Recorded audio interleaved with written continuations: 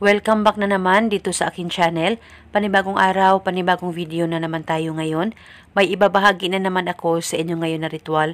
Ito'y simpleng gabay at simpleng pamamaraan. At kung bago sa channel ko, ay huwag niyo pong kalimutang mag-subscribe at pindutin ang notification bell para palagi kayong updated sa mga bago kong videos. Gusto mo ba na siya ay hindi titigil sa kakaisip sa'yo? Malayo o malapit man kayo sa isa't isa, ay ikaw lamang ang pagkakaisipin niya, kahit ano pa ang gawin niya at kahit anong busy niya, ay ikaw lang palagi ang laman ng isip niya.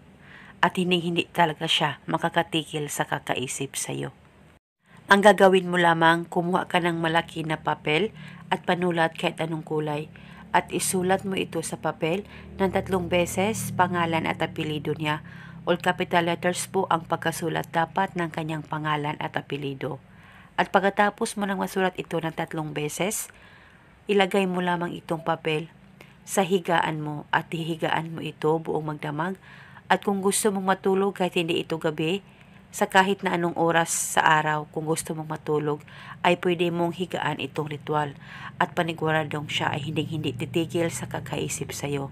At wala na po kayong kailangan pang banggitin na spell, basta ilagay ito sa higaan mo, itong papel na sinulatan mo ng kanyang pangalan at apelido.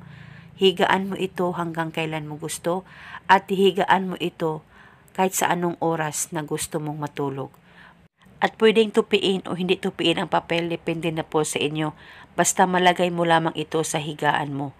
At kung hindi ito safe sa higaan mo, kung ikaw ay aalis, kunin mo lamang ito at itago at ibalik mo lamang ito sa tuwing ikaw ay matutulog o hihiga.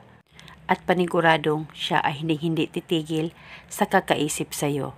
At kung gusto mo lang itigil itong ritual, pwede mo nang kunin ang papel at sunugin mo lamang ito. Basta tiwala lang at dapat wala talagang nakakakita o nakakaalam sa kahit na anumang ritual na iyong ginagawa. At ito muna sa ngayon, maraming salamat po sa panonood. May God bless.